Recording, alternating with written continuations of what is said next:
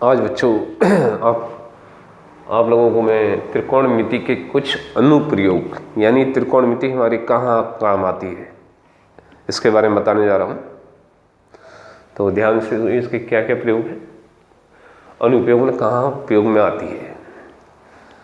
पृथ्वी है, मैं पृथ्वी पर खड़ा हूँ तो ये लंबवत खड़ा हूँ, पृथ्वी के साथ 90 डिग्री का कोण बना रहा हूँ। ये हम आधार बोलते हैं इसको, आधार,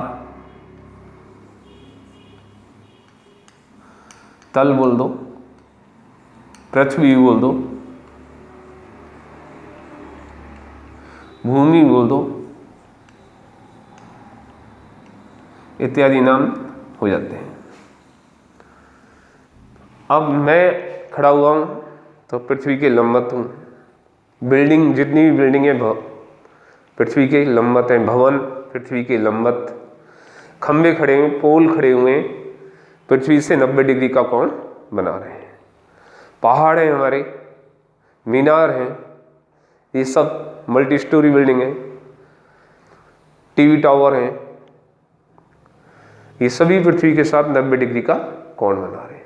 एक हवाई जहाज भी उड़ रहा है ऊपर, तो पृथ्वी से उसकी लंबवत दूरी, सबसे छोटी दूरी होती है, वो भी पृथ्वी के लंबवत नापी जाती है।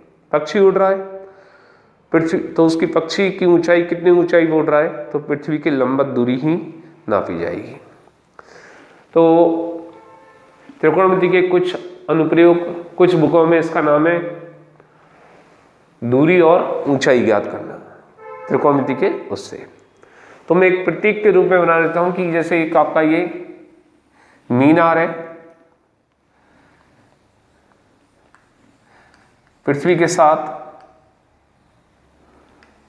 90 डिग्री का कोण बना रही है। ठीक है बच्चों, हम नीचे खड़े हुए हैं,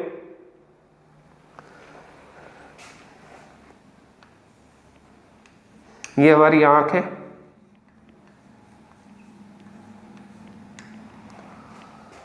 अब आंख से ये मीनार जहां तल जमीन पे खड़ी है, इसको पाद बिंदु बोलते हैं, और ऊपर वाले को शिखर बोलते हैं।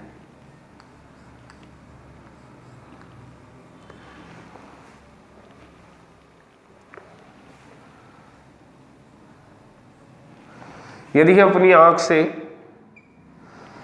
मीनार के शिखर को देखें तो हमारी गर्दन ऊपर उठती है, आंख ऊपर उठेंगी,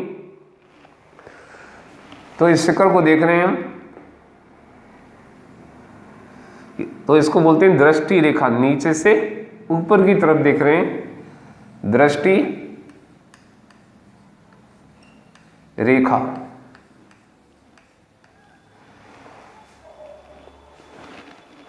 शिखर पे वस्तु रखी है या कोई भी चीज रखी है, वस्तु बोल दो, इस वस्तु को देख रहे हैं नीचे से, तो ये दृष्टि रेखा कहलाएगी आपकी।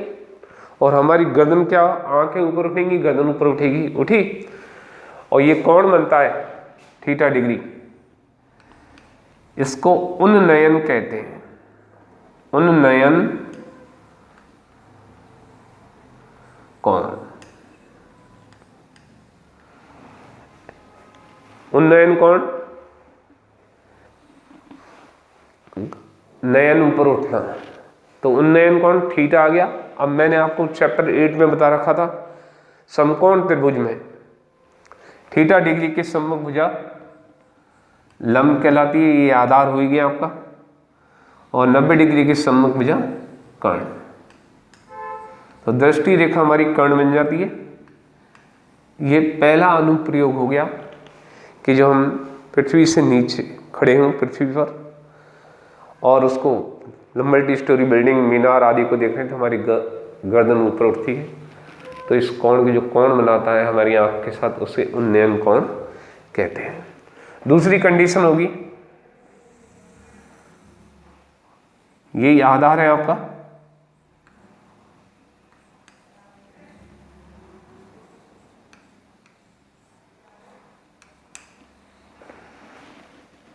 मीनार है आपकी, मीनार बोल लो, टावर बोल लो, मल्टी स्टोरी बिल्डिंग बोल लो। अब हम यहां खड़े हुए हैं, ये हमारी आंख है, शिखर पे पहुंच गए हम। कहां पहुंच गए? शिखर पर। अब शिखर पे पहुंच गए हम, तो नीचे की तरफ देखेंगे तो हमारी गर्दन नीचे झुकी। अब गर्दन कितनी झुकी? तो एक आधार रेखा माननी पड़ेगी पृथ्वी के समांतर। ये पृथ्वी के समांतर हो गई, इसको क्षैतिज रेखा भी बोल देते हैं।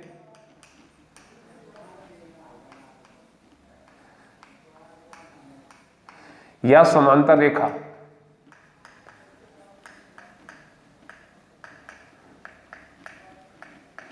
पृथ्वी के समांतर रेखा लेनी पड़ेगी, क्योंकि गर्दन हमारी कितनी झुकी है, एंगल नापना पड़ेगा। अब नीचे गर्दन झुकाएंगे और यहां वस्तु है आपकी, जहां पहले आंख थी वहां अब क्या आ गई? वस्तु। और जहां वस्तु लिखी हुई थी वहां हो गया आंख। और ऊपर से देखेंगे हम यहां, तो गर्दन नीचे झुका के देख रहे हैं इसको, तो ये दृष्टि रेखा, तीर का निशान ऊपर से नीचे, दृष्टि रेखा। अब ये देखिए, ये एंगल बना है,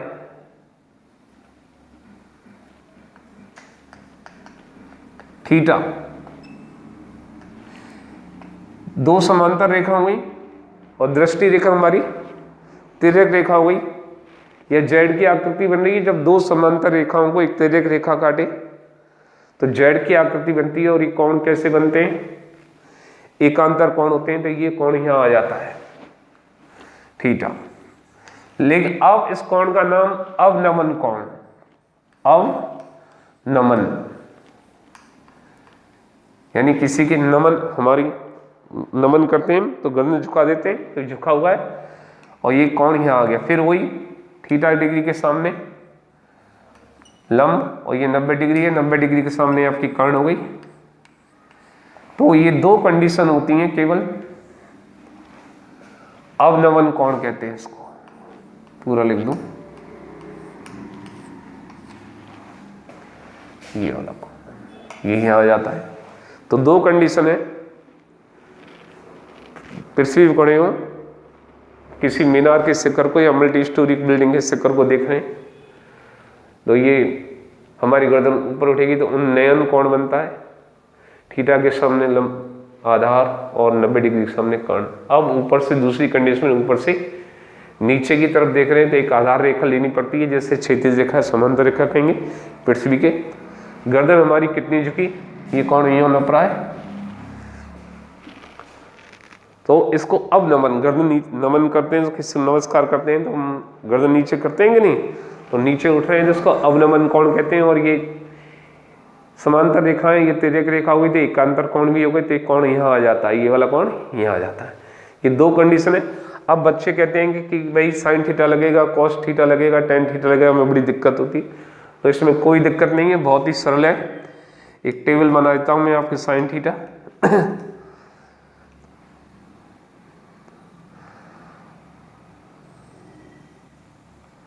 यहाँ थीटा,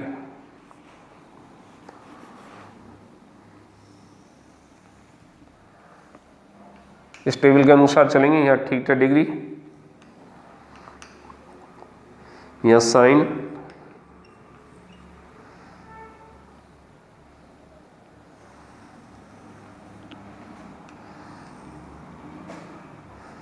लंब,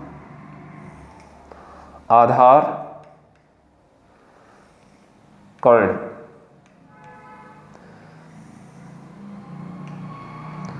अब देखिए साइन थीटा कब लगता है। एक तो थीटा डिग्री दिया होगा, कोण ये या ये कोई सा कोण दिया होगा। अब लंब दे रखा है, लंब दिया हुआ है और कर्ण को पूछ रहा है। थीटा दोनों में ही है, कोण। अब कर्ण दे देगा और लंब को पूछेगा। ये स्पेस है अभी, दो में लंब और कर्ण। अब हमारा रिलेशन लंब और कर्ण किस में आता है? भाई कर्ण दे दे, लंब पूछ ले, या लंब दे दे और कर्ण को पूछ ले। तो लंब और कर्ण किस में आते हैं? साइन में आते हैं। तो हमारा क्या लग जाता है? साइन थीटा लग जाता है। आगे समझे? ऐसे ही कॉस थीटा,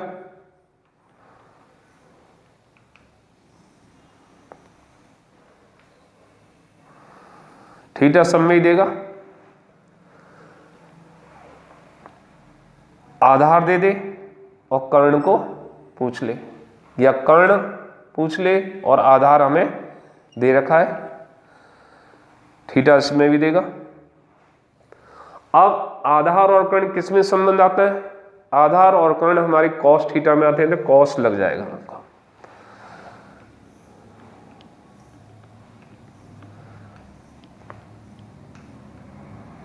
तीसरा टेन थीटा,